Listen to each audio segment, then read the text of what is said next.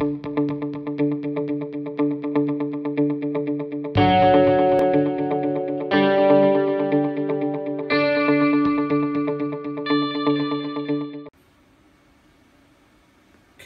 I have something to show you guys today, but first I want you to hit that subscribe button. Scroll down just a little bit, hit that subscribe button. Here's what I did. I installed the Ames 2000 watt pure sine wave inverter charger.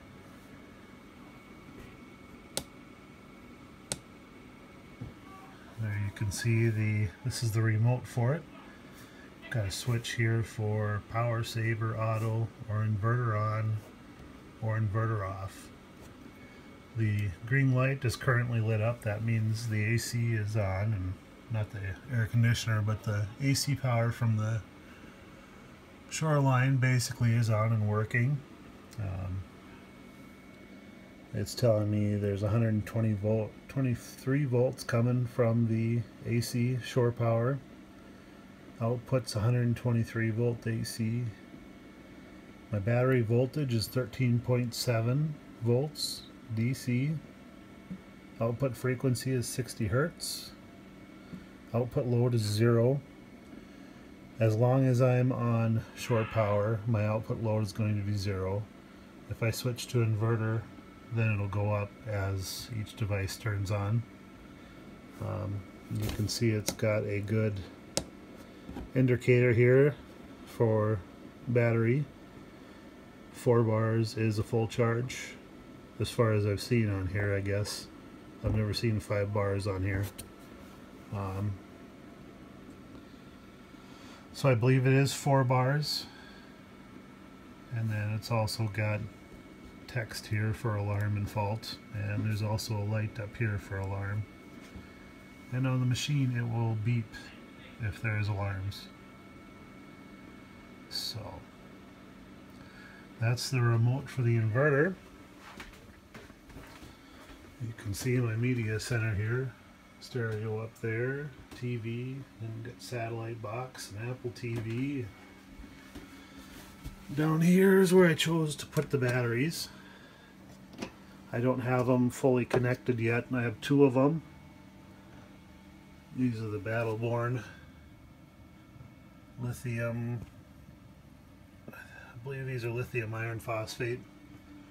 100 amps a piece, and of course I can use 90% of that power. So a lot more power there than an AGM, and these only weighed 26 pounds.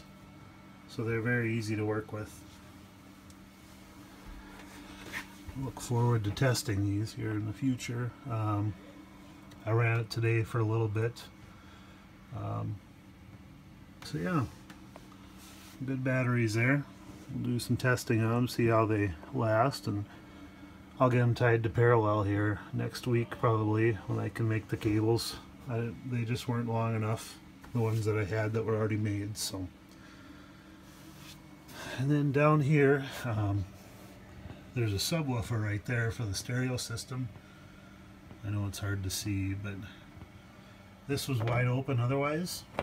So back there, I put the inverter charger.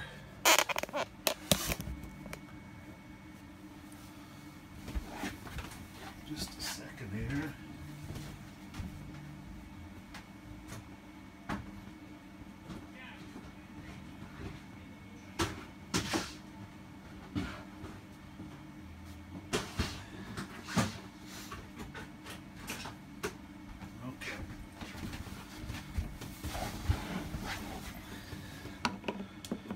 Not going to see a whole lot, but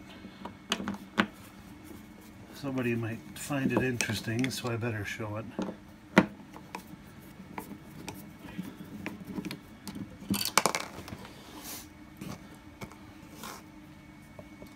So there you can see the speaker for the stereo, and behind it, that's the inverter. Those 2 orange cables, that's the shore power and the output power to the camper. So One line's coming in from that circle there from outside shore power, going into the inverter charger converter, and then going out to the camper. I also ran that black and red wire back there. That runs over to my converter box there, or my power station here. So now these batteries power everything in my coach. So right now that battery right there is hooked up to it, going into those wires, and then they go down in the hole in the floor there, which was already there. You can see water pipes, and it goes under the floor all the way over to behind the charging station here, the power station. So I just ran them wires through there, hooked them up inside here. I unhooked the batteries that went to the front, or the wires that went to the front battery. They're no longer in service.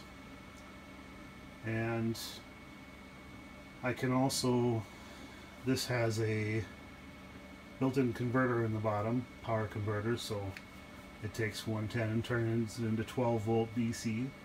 I can also turn that on, and that'll charge these batteries, as well as this inverter charger here. And I believe it says you can put up to 100 amps of charging into these batteries, but it's not recommended. I think what's recommended is half that, so 50 amps charging you can put into these batteries, and they charge fast, and they like a fast charge from what I've been told. So having this charger on, I don't have it turned up all the way, and this charger on definitely won't hurt anything as far as charging these batteries goes. So definitely looking forward to testing these, basically with the same system again. This charges my house batteries, which are now these lithium batteries, and it automatically switches on if shore power is lost. And this thing will also, when I'm boondocking, it'll power everything in the coach. So all the outlets have power, the fridge has power, microwave has power, air conditioning has power, satellite and TV has power. And then I read that after 15 days of constant power, this will cycle to inverter, so it'll drain your batteries down to it's probably set up for AGM or acid batteries or something, so it'll probably charge them down to 50%, and then it'll recharge them. So it won't be using, it'll turn off shore power, it'll use the inverter until the batteries are drained so far, and then it'll recharge them just to keep the batteries active and working. So yeah, again, going to be a fairly nice system. My goal is to be able to boondock, no power, no generator, for at least 3 days with these two batteries and that inverter, and I don't think I'll have any problems. Really, the inverter is just used for, will just be used for power if I want to watch movie, TV. I can keep the fridge on electricity if I want, and I could run the roof fan. I'm not going to run the air conditioner off it. I don't have enough watts for that. But if I did upgrade this, I definitely could, with the right amount of battery power, and but that's not what I'm out there for. And I don't go boondocking when I need air conditioning anyway. So, looking forward to that with my yellow top Optimas that I was using, I was only able to get about 6 hours out of them, and then run the furnace all night. So that was basically 6 hours of fridge, 6 hours of charging laptop, watching TV, movies, whatever, and then running the furnace all night, and they were dead in the morning, well past 50%. So, and these I can go down to 90% no problem. So I do believe I'll be able to do a 3-day trip, and probably even longer, no problem, off these batteries. And so I kind of plan on doing some trips without even taking a generator.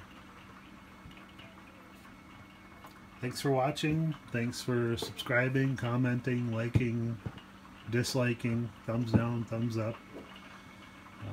Everything you guys do.